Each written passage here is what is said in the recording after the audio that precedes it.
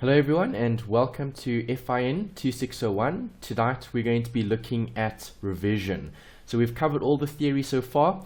I'm going to be taking you through all the workings and calculations for this particular module, and we're going to be looking at how to do some of these workings again. We've covered the material before. You have access to the videos. This is just a mini crash course to cover all the key important points that can come up in your exams. The first bit is obviously to discuss the scope of this particular module. So FIN2601 covers the important financial managerial function in terms of making decisions relating to money. Right, so finance is the focus and we look at the operating environment. So what I've highlighted here in blue is representative of the questions that could come up in terms of calculations. Right, so ratios are popular in this module. You can also get time value of money, which is a universal concept that can be applied in many different areas. CAPM is looking at risk and return. Then we've got bond valuation, which is an application of time value of money, and share or stock valuation, also one application of time value of money. So what's in blue are the more, practical questions when looking at doing calculations. We also had risk and return in terms of the table method. Okay, so risk was something that we worked out in terms of standard deviation, variance, and so on. We'll be looking at that again tonight. So when focusing on financial management, yes, the theory is very important because you need to understand the concepts before doing the calculations. If you do rely on your ability to do the calculations, you should be okay with passing the exam, because the large majority of questions in the actual past paper are going to be focused on ratios, time value of money, CAPM, and so on. Right, so try always apply your basics in terms of knowledge and information regarding different concepts, but remembering to focus on the actual calculations, right? Because the calculations do carry a large weighting in the actual exam. Okay, first bit of theory that we spoke about right at the beginning in chapter 1, we spoke about the goal of the firm. We know the goal of the firm is to maximize wealth or value for shareholders. Profit is an accounting measure of value or wealth for that particular organization. So when looking at financial management, we're focusing more on the value or wealth being created. There are two different types of markets. You get primary and secondary. Primary is when we first issue, IPO, where we have banks assisting large companies to sell equity or to issue bonds on a particular market. Secondary market would be when buyers and sellers of those assets can then trade those instruments. Okay, so secondary market would be the JSE. Primary would be big banks listing for the first time. We know shareholders and stakeholders all have different views in terms of what their motives and goals are. So shareholders are going to be focusing on profit. Stakeholders, such as employees, are going to be focusing more on benefits. Right, we can't have more profit and more benefits. There's a trade-off between the two. And that's why we have an agency problem. This is a very important question that often gets tested in exams, because they talk about the actual conflict of interest between the two different groups of individuals, the shareholders and the stakeholders. So make sure you are comfortable with what the agency problem is, which is a conflict of interest, and you would be able to identify and apply that in an actual exam. The next bit we looked at, which was chapter 2, or study unit 2 rather, we spoke about financial statements and we looked at their relevance, and we also looked at the analysis. So as financial managers, what do we need to make decisions? Well, the answer is information. Information is key for making good decisions. If we've got valuable information or accurate information, we'll be able to make better decisions. So what information do we get from the financial statements? Well, there are 4 different statements. The first is the statement of comprehensive income, and that tells us about the profitability for that particular organization, the company, in terms of its performance. Right, so we're looking at a period of time and we're determining how much income and how much expenses they have, and the difference would be the profit. We also have the statement of financial position, which is look at assets and liabilities, and that gives you the net working capital as well, because that's the short term. So there's short term and long term assets. The long term assets would be things like equipment, machinery, and so on. Liabilities, long term and short term as well. Assets short term would be inventory, debtors, maybe your bank, or petty cash, or cash float, and that'll all be seen as short term. So when looking at the statement of financial position, you look at assets, liabilities, and we're looking at the day-to-day let's say management of those assets in order to generate future benefits. So those assets create capacity, and with that capacity we are hopefully going to be generating income. We then have a statement of equity, a statement of changes in equity, and that's telling us what the actual shareholders are worth in terms of their value. Right, so you would have accounts like retained earnings. Right, we know companies can pay out or retain profit, and the statement of changes in equity is going to describe the relationship between those different variables, okay, or different accounts. Then we've got the statement of cash flow.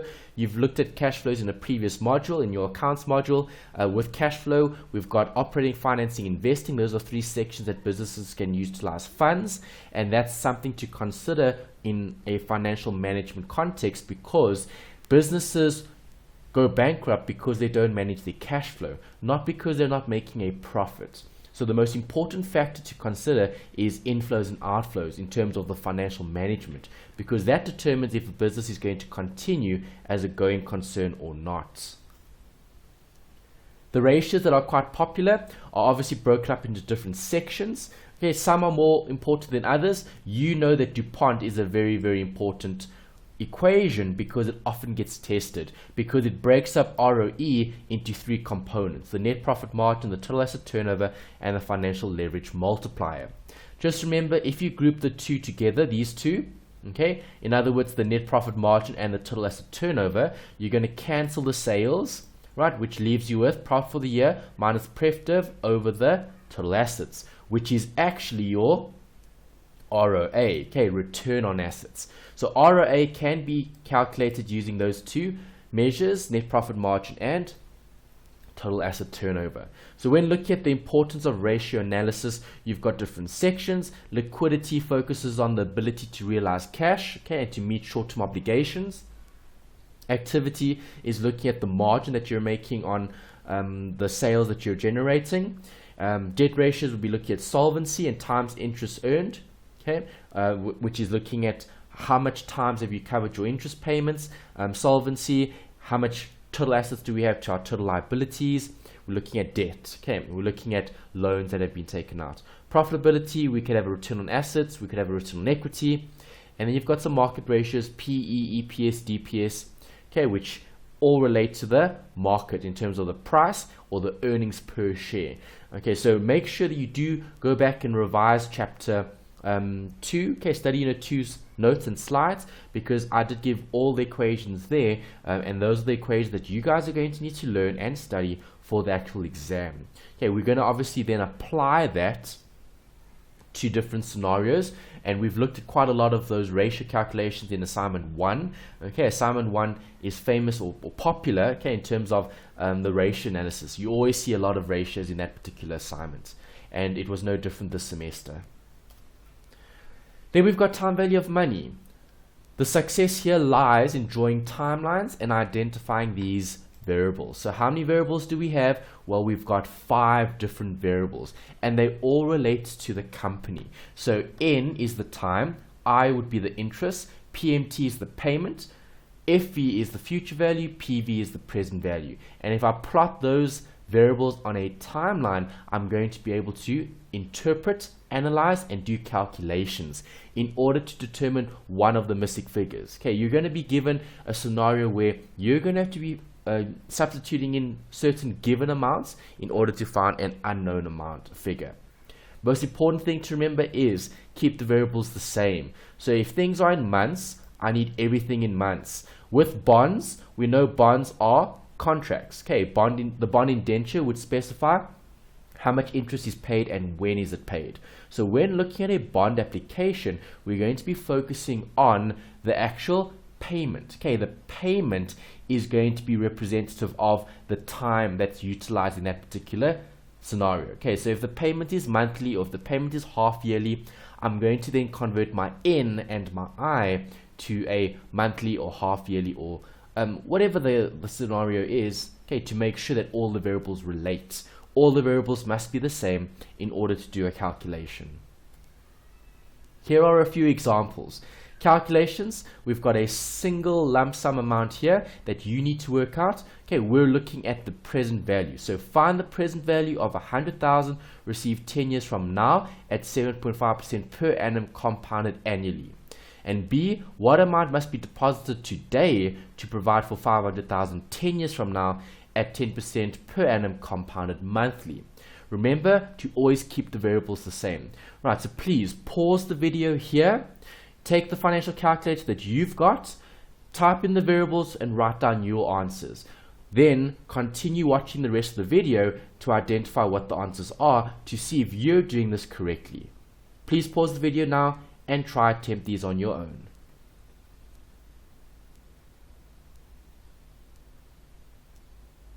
Alright, so I hope you guys have had a look at those two workings to give you guys the answers for these two. A's answer is 48519. Okay, how do I get that? I substitute 100,000 in as my FE, I substitute 10 as my N, and 7.5 as my I. B's answer is 184,703, 486. What do I do there? I substitute the 500,000 as my FE. Notice how I convert my N and my I to months because the rate here was given as 10% compounded monthly. If 10% is compounded monthly, everything needs to be in months. So I'm going to need 120 months and I'm going to need the monthly interest rate, which is 10% for the year per annum divided by 12. If I insert all those variables into the calculator and I solve for PV, you're going to get that answer.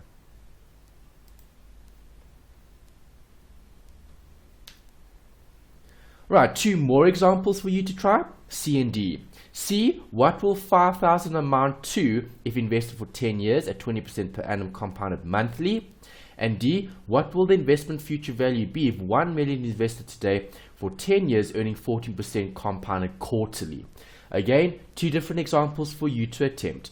Please pause the video now, do these questions on your own and see what answers you get before continuing and checking your answers with the ones that I'm going to give you.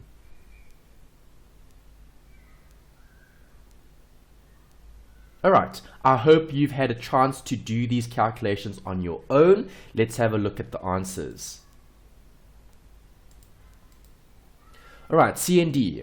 C's answer, we're working out future value. So if I insert 5,000 as the present value, notice this was compounded monthly. So 10 years would be 120 months. I is 20% divided by 12. If I insert that into the calculator and I solve for FV, I'm going to get 36,341, 27496. D's answer, what will the investment future value be? I substitute 1 million in as my PV. I use an N of 10 times 4. Why? Because the rate was given as 14% compounded quarterly. So if it's compounded quarterly, I'm going to have 14 divided by 4, and I'm going to insert that in as my I. Then I solve for my FE, and you get 3,959,259,721. That's the future value for 1 million invested at 14% compounded quarterly. Okay guys, next we're looking at annuity. Okay, when focusing on an annuity, let's just recap the theory. What is an annuity? An annuity is a recurring payment over equal intervals. Right, so given the following timeline for an annuity, can you calculate the PV for the stream of cash flows at 12% compounded yearly for 5 years? Please pause the video here, do the question on your own, and then check with the solution.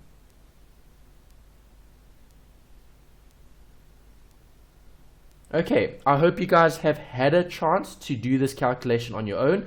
If I'm looking at an annuity, I know these amounts are the same. So if those amounts are the same, I'm going to be using the PMT button on the financial calculator. So the answer that you'll be getting for this one is as follows. Payment 4,000 in 5, I 12, and if you solve for your PV, you get 14419, 10481, and that's the present value for this annuity. Next, what happens when we have a mixed stream of cash flow?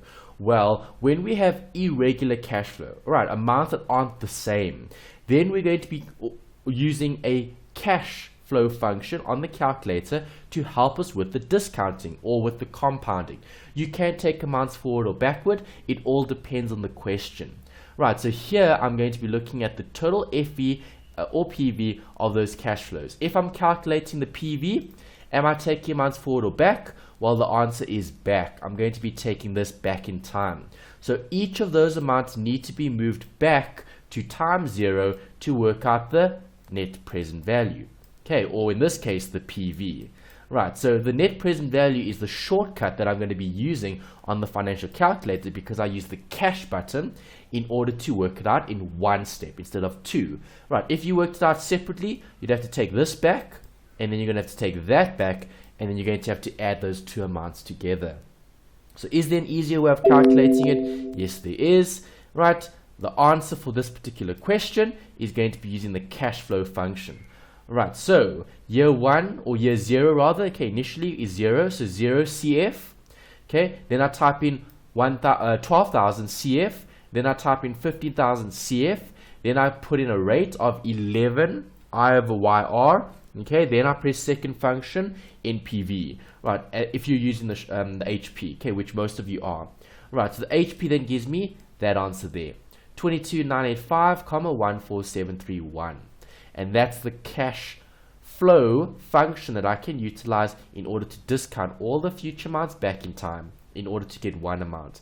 If I wanted to work out the future value, then I'm going to have to take this amount, which is the present value. So where is that? It's at time 0. If I then take that and move it forward to time 2, I'm going to get the net future value.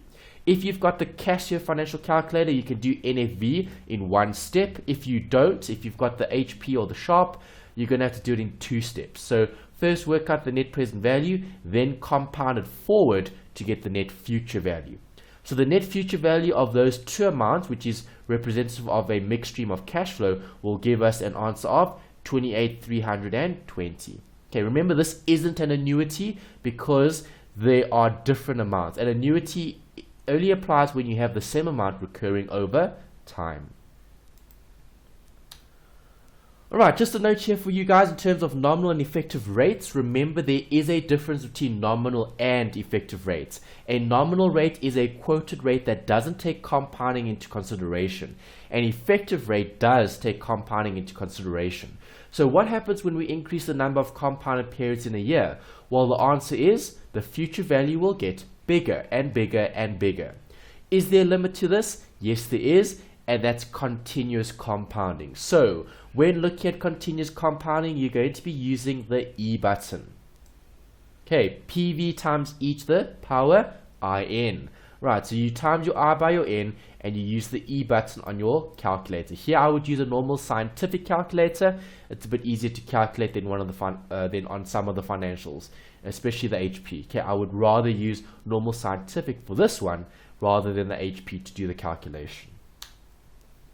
Right, so let's see if you guys can work out these two answers using that E button on your calculator. Please find the future value for 20,000 invested at 8% compounded continuously for 3 years, and find the future value of 10,000 invested at 10% compounded continuously for 5 years.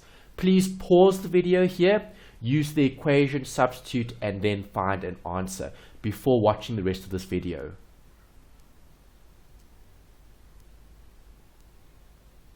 Okay guys, I hope you've had a chance to do those calculations on your own. Let's have a look at the answers.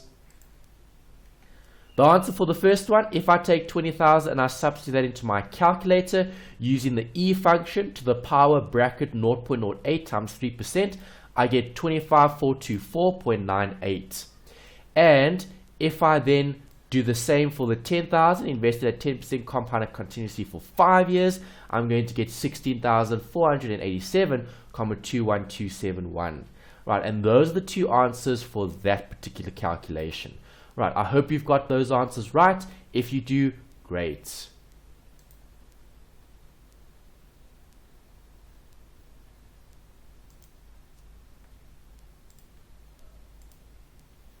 All right, more time value of money calculations. Okay, here we have an example for you to try.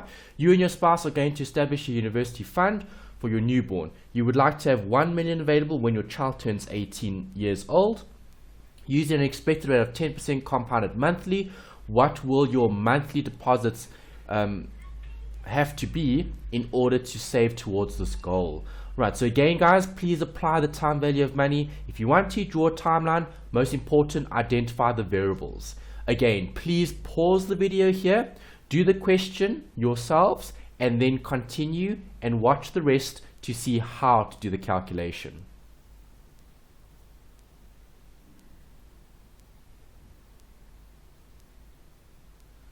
Alright, so I hope you've done the calculation on your own. Please check the solution now to see if you were able to calculate this correctly. Alright, so what are the variables? Well, n is 18 times 12, okay, gives you the number of months. I is 10 divided by 12. Future value is a million. And you're solving for the PMT. Okay, so we're going to have to save 1,665,103645 every single month for the next 18 years to accumulate the 1 million rand. Next example. You are planning for retirement 20 years from now. You need to know how much capital must be available now for retirement in order to provide a monthly annuity of 100,000 per month for 30 years after retirement. You estimate an average rate of 8% compounded monthly throughout the next 50 years. Right, so number A is asking you to calculate a lump sum amount. Okay, so how much do I need today to provide for this retirement, okay, in 20 years from today? Right, and then B is what would the monthly contributions be? In other words, how much am I going to have to contribute for the next 20 years in order to achieve this goal of retiring and having 100,000 Rand per month for the next 30 years after having retired. Right, so again, please guys, you need to practice doing these calculations. So I would suggest you pause the video here, try do the calculation on your own, and then check it with the solution that I have.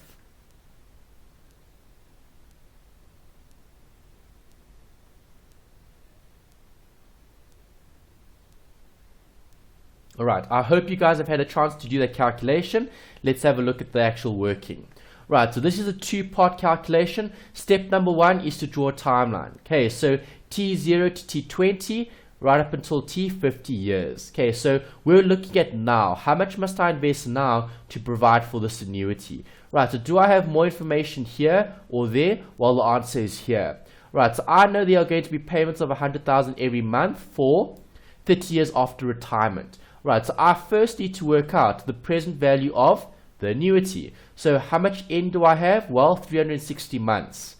I is 8% compounded monthly, so divide by 12. So step number 1 is how much is required at retirement. So when you retire 20 years from today, how much do you actually require to provide for this annuity? So your first step is to calculate the present value of the annuity.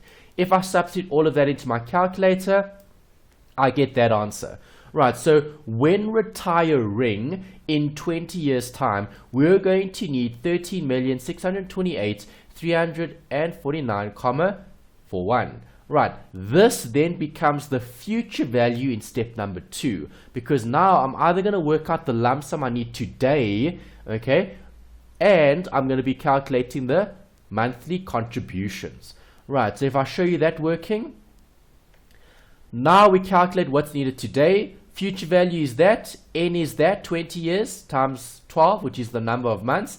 I is that per month. Solve for the present value. Right, so in terms of a lump sum, right, if you had 2.766 million, right, as a lump sum today, and you invested it, it would grow to 13,628,000, and that would be the amount that you would have at retirement that would provide for the monthly annuity.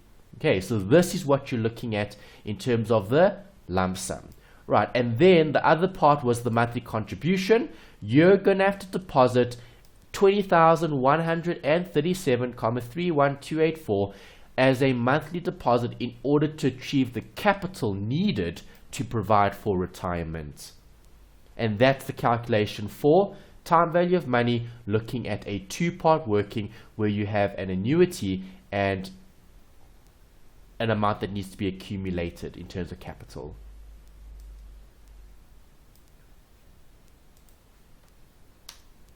Alright, next section, guys, is looking at risk and return. Okay, when focusing on risk and return, we need to understand what the preferences are. Right, so there are three preferences that we need to be mindful of. The first is being risk indifferent. If you're risk indifferent, no change in return required if the risk changes. Okay, so meaning you don't actually care about risk. It's not a factor to consider. Right, then you've got risk adverse, which is important from a financial management point of view, because financial managers need to be risk adverse. They need to take on more risk, but it must be in line with the increased return. Okay, so the required return will increase with the increase in risk. So riskier projects should offer more as a return, right? Because now you're offsetting the cost versus the benefit. And then the last preference is risk seeking. Risk seeking is actively throwing away capital without any consideration for risk or return. Okay, so risk seeking is when you're chasing after the adrenaline rush, okay, purely because it's exciting to do so. Okay, that's risk seeking. You're decreasing the return as the risk increases. Okay, that doesn't make any sense, right? And no one in terms of financial management is going to use that particular preference, because that doesn't maximize shareholder value. Remember, the primary goal is to maximize shareholder value, and the best way of doing that is by being risk adverse. If we take on more risk, we want a greater return. So the relationship between risk and return is upward sloping. Right, because if I increase risk, I want a greater return. Right, so that's your risk and return in terms of theory. We now need to apply that to workings. Right, so when approaching this from a calculation point of view, we're going to be looking at some statistics. So we're going to be calculating expected return. We're going to be looking at variance. If you recall, one of the weeks where we covered this particular module, we discussed the benefits of using a table rather than using mathematical equations. Right, mathematical equations will give you the same answer, but there's more room for making a mistake, especially if you don't understand what those equations are meaning. So the table method is a simple process that you can follow that can give you the correct answers, so long as you remember the format of the table and the steps to get there. Right, so two equations that you do need to study and remember. The first is the coefficient of variation. CV equals standard deviation divided by expected return. How do I get standard deviation? Well, if I square root the variance, that gives me the standard deviation. I've given you all the steps here as a summary, right? Please refer back to the previous video where we covered this during one of the weeks in the past, where we went through the step-by-step process in the actual notes that you have, and we looked at the final answers being the variance, standard deviation, coefficient of variation. In order to get there, you need to draw a table and you need to have columns. Right, so I'm going to be taking you through another example here where we're going to be calculating, okay, the expected return, the variance, the standard deviation, and the coefficient of variation. So the question here is, obviously we're evaluating investment alpha. Okay, alpha has 4 different scenarios: A, B, and C, and D. Okay, those are different situations or scenarios. Okay, so it could be normal scenario, recession or boom. It could be different situations. We've been given possible returns in percentages and probabilities in percentages.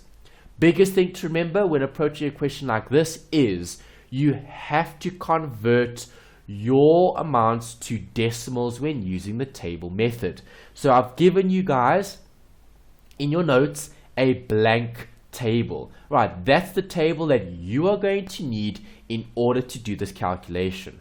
Right, you're going to have to insert the possible return and the probability, and then do all the different calculations column by column by column in order to get the final answer being the variance, which then can help you to calculate the standard deviation and the coefficient of variation.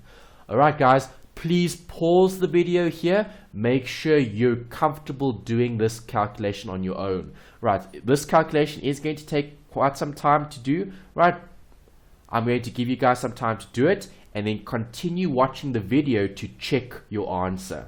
Right, so pause the video here, do the calculation yourself, and then check the answer.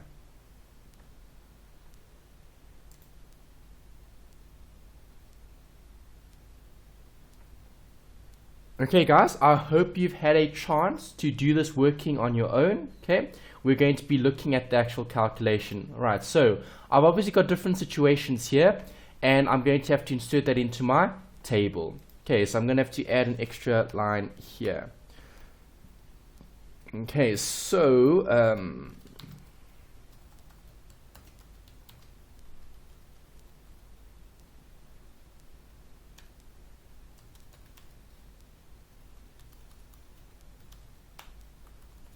alright, great. Okay, so possible returns. Okay, what were the returns here? Let's check. Okay, 11%, 1132 minus 9, 21. 1132 minus 9, 21. 1132 minus 9, 21. Okay, those are the possible returns. 1132 minus 9, 21. 1132 minus 9, 21. Okay, probability 30, 15, 15, 40. 30, 15, 15, 40. Alright, so when doing those calculations, when I look at the expected return, okay, remember the expected return is possible return times the probability. Right, that gives us an amount in terms of the calculation. Right, I then add up all those amounts and I get 15.15. Right, after I've calculated 15.15, that becomes my expected return here. Okay, so you know that's the expected return. Right, the deviation from expected is looking at, well, what did I have here? I had 0.11 and the expected is 15.15. Right, so this minus that gives us the deviation. Right, those are the deviations from the expected. Okay, then I'm going to square the deviations. If I square these amounts, I get those answers. Right, then with the squared deviation, the final column says squared deviation times probability. So I'm going to take this squared deviation, okay, and that probability, right, and I'm going to multiply this by that, all right, to give me those answers. Right, then I just add up all of those answers and that gives me a total. Okay, that is the total, yes. Alright, so that total represents the variance. Right, all you now need to do is square root the variance to get the standard deviation, which is 12.20%. Okay, if I convert back to percentage, and then if I take the standard deviation and I divide it by the expected return, I'm going to get that answer, which is the coefficient of variation. Right, 0.8055. Right, so once you've got that, you can then answer the question if this was multiple choice, right, because you'll have all of those values. Okay, so the table method is a really simple, easy way of calculating the statistics. Okay, but you're going to have to remember the format. Okay, so obviously this is given in the question. It's those columns that you're going to have to learn, and those columns actually tell you what to do. Right, so the steps are pretty much, let's say, hidden, inverted commas, in the actual table, because deviation from expected, well, it's the deviation from what is expected. So squared deviation is the square root of it, and in this times that is that. Okay, so you just need to remember the format and then you should be able to calculate everything correctly. Right, so this is the solution, right, for that particular question. I hope you guys got that right. If you didn't, practice makes perfect. You need to try again and again to try and make sure you're doing it correctly. Okay guys, let's go back to our notes. Okay, we've covered that question. Now we're looking at CAPM. Right, what is CAPM? Well, the capital asset pricing model is looking at a relationship between risk and return. Right, this particular concept focuses on risk as a measure in terms of beta. Okay, beta is the measure of risk for this particular application. Right, we know standard deviation is also a measure of risk. Right, coefficient of variation is also a measure of risk. There are different measures of risk This is just the measure of risk that we're utilizing in this particular equation. Right, so the equation that we need for CAPM is the required return equals the risk-free plus the beta times open bracket the market return minus the risk-free close bracket. Right, once you've got the equation, it should be relatively easy to get the correct answer. All you're going to have to do is substitute and solve. Right, so here I've given you beta of the share X, which is 1.8, risk-free 6%, market return is 15%, calculate the required return. Okay, so to show you the working for that, there's it there.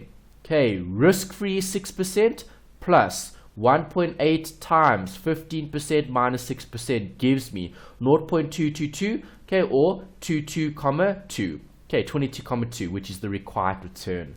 Right, so what is that telling me? That's telling me that based on this asset's level of risk, I would be hoping for a required return of 22.2%, which meets that level of risk in terms of a return based on the market's risk-free and the market's return that the market is offering. Okay, right, so please make sure you're comfortable doing these calculations. They are pretty basic, and CAPM is popular. CAPM comes up a lot, not only in this module, but in other modules as well, and also in the later finance modules if you do third year finance. Great, so that covers CAPM. Next bit is bond valuation. Okay, so we looked at this a few weeks back, and we also looked at equity valuation. Okay, so we need to apply the time value of money concepts to these bonds. Right, quick question here for you guys to consider is, what is the present value of a bond?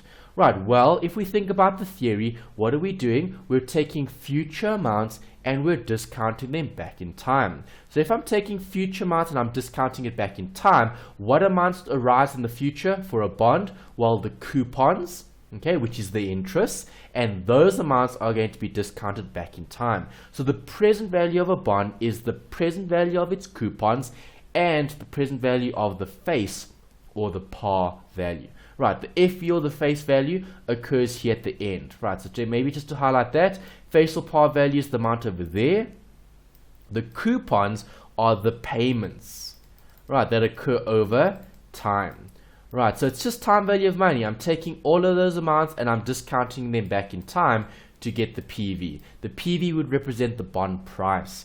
Right, so when looking at bond valuation, obviously theory is important. Okay, so if interest rates had to rise, because I'm discounting future amounts back in time, if the rates are larger, the PVs are going to be smaller. Okay, so if interest rates increase, bond prices will decrease. And if interest rates decrease, bond prices will increase. Here's a summary for all the different variables. N represents the number of periods, I represents the effective interest rate. Then we've got payments, which are representative of coupons when dealing with bonds, and there will always be two rates in a bond question because they are going to have to give you one to work out the coupon. Right, so the coupon rate is multiplied by the face value, okay, the FV, to get the coupon. Once you've got the payment, that's what you're going to be substituting into the actual calculation. Right, so bond valuations use N, use I, and use payment. Right, we're obviously going to need one of the other two. Right, normally you're going to be given the FV because that's the face or par value, and then you're going to have to calculate the bond price, which is the PV. Right, so just remember, with bond valuations, you're going to need 4 of the 5 variables. So long as that particular bond is going to be paying a coupon, you're going to require 4 of those variables. Just a note here about inverted, normal, and flat. This is theory relating to the curves. If it's inverted, it's cheaper long-term than short-term, so it's curving down. If it's a normal yield curve, cheaper short-term than long-term, so it's curving up. And if it's flat, it's pretty much like that. Okay, similar long-term and short-term rates, okay, or yields. Right, a premium bond is a bond where the bond price is above its face or par value. A discount bond would be a bond selling below its face or its par value. Then we've got a few examples here for you guys to try. Right, so please pause the video here, read the question, see if you would be able to do this calculation given the information in the actual question.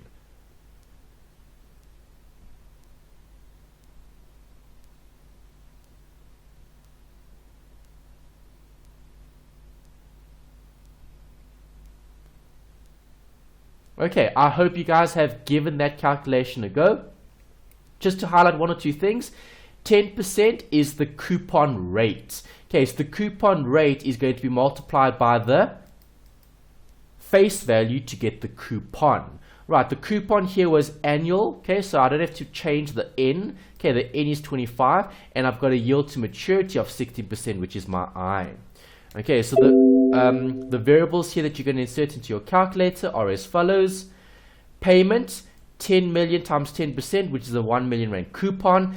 N is 25, I is 16, FE is 10 mil. Okay, if you substitute that into your calculator, you're going to get 6.341 million, which is representing a bond that's selling at a discount. Okay, it's selling at a discount because if you look at the yield to maturity is 16%, the coupon rate is 10%. So the yield is greater than the coupon, meaning that the return in the market is greater than the bond's return on the actual interest, okay, in terms of its what the interest is being paid to the investor. Right, so the bond isn't offering as attractive enough rate in line with the market, and that's why the bond needs to be sold at a discount. Okay, so this bond is sold at a discount of 6.3 million on a face value of 10 million. That's example number 1. Example number 2, guys, again, please do this calculation for yourselves. Pause the video, do the calculation, then check the answer.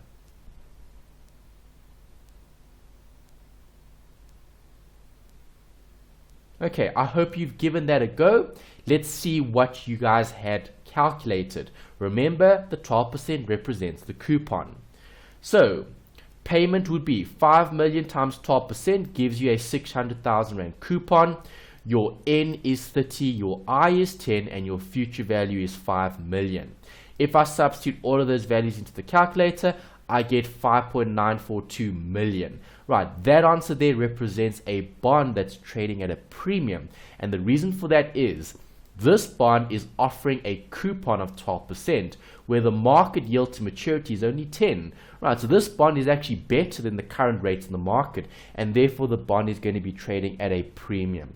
Right, so the premium here is 5.942, which is greater than the par value of 5 million. Right, so when are we going to want to issue bonds? We're going to want to issue bonds when rates are at their lowest, because when rates are at their lowest, when discounting future amounts back in time, you're going to be raising the most amount of capital. Last example here for bonds, guys. Please, again, try do example 3 for yourselves. Here, we've got a bit of a different question. You're determining the yield to maturity for a 25-year bond, which is currently trading at 550,000. This bond has 15% annual coupons and a 600,000 rand face value. Please pause the video here, do the question yourself, and then check the solution.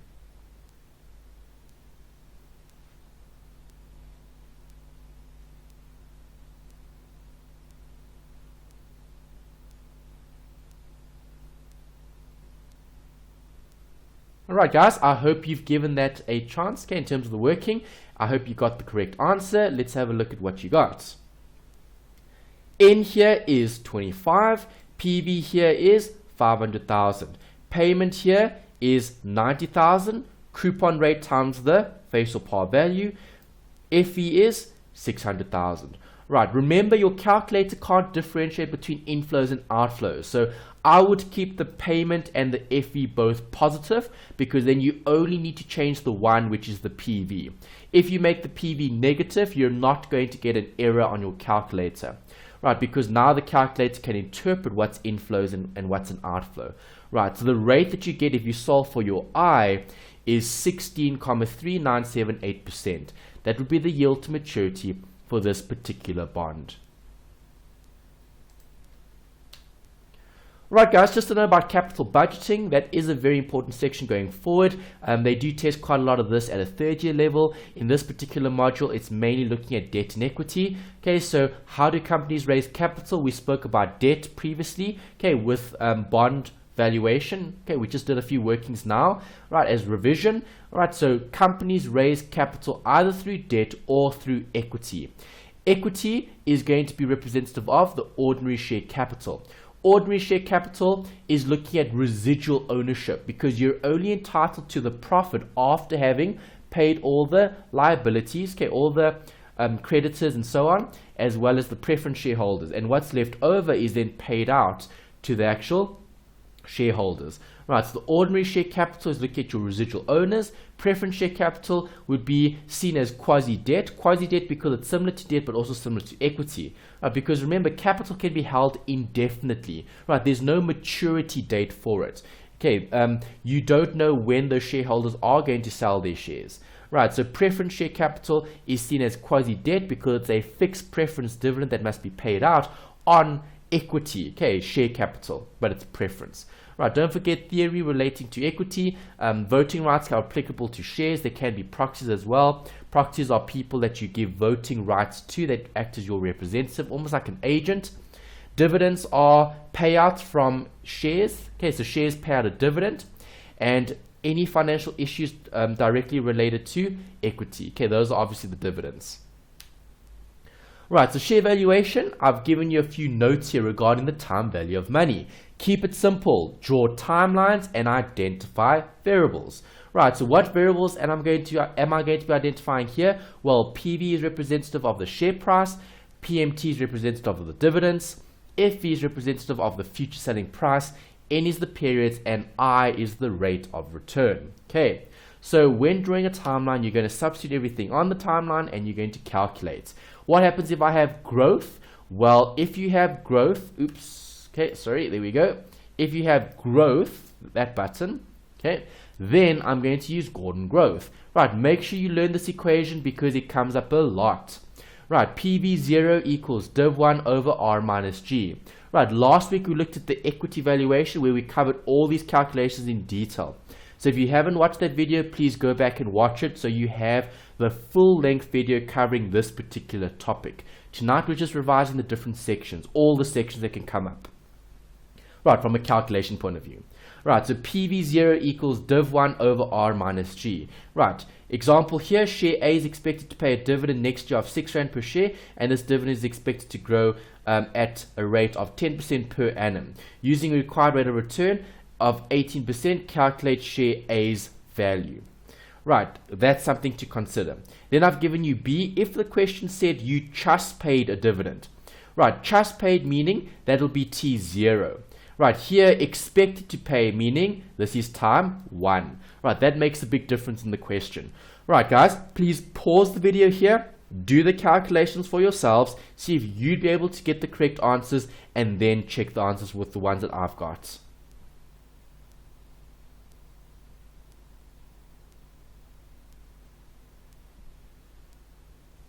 Alright guys, I hope you've given that a chance and you've worked it out as best you can in terms of the calculation. Let's have a look at the solution. Okay, so for the first one, if it is expected, I know that's div1. Okay, so div1 is 6 divided by R minus G, which is the 18% minus the growth rate of 10%, which is 0.10. Right, 6 divided by 0.18 minus 0.10 equals 75. 75 represents the price or value of share A. If I was given just paid, so if you have just paid a dividend, then this is the dividend at time 0. What dividend does the equation use? The dividend uses div1. Okay, so you're going to have to compound this forward for one period, because if it's just paid, it's at div0. Okay, I don't want div0, I want div1. Okay, so div0 times 1 plus the growth gives you div1. And if I take div1 divided by 0.18 minus 0.10, I get 82.50. Okay, so 82.5 is the price for this particular share. Right, 82 Rand 50. Okay, then we've got one more example here for you guys to look at in terms of share valuation. You expect the following dividends from a company. 4 Rand in year 1, 6 Rand in year 2, 7 Rand in year 3. You expect to sell the share at the end of year 3 for 215 Rand per share. With the required return of 15%, calculate the value of the company shares today. Right, so when you have a question like this, all you're going to have to do is draw a timeline and show where the cash flows are. Right, and then we're going to be calculating the present value. Okay, so I would suggest using the cash flow function for this particular question. Alright guys, pause the video here, do the question yourselves, and then check the answer.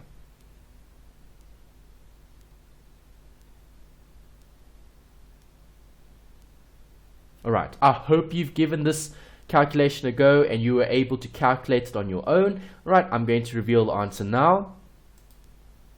Right, so what do? I use my cash flow function.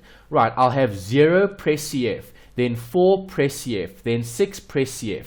In year 3, I get a dividend plus I sell the share. So the total cash flow is 222 that's received in year 3. Right, so then I press 222 and press CF. Then I insert the rate of 15% on my calculator. Then on the HP, you'll press second function NPV and you'll get an answer of 153,983,7265. Right, so what does this represent? This represents the share price of this particular asset based on that expectation of dividends and a future selling price. Discount all the future values back in time, and that gives us an answer which represents value for this particular asset. Alright guys, and that completes this mini crash course. I do encourage you guys to start looking at past papers now. If you have any questions, please send them through to me and I'll respond to them. I hope to see you guys next time when we start looking at past papers to practice the actual application of the theory when looking at the exam papers. See you guys next time.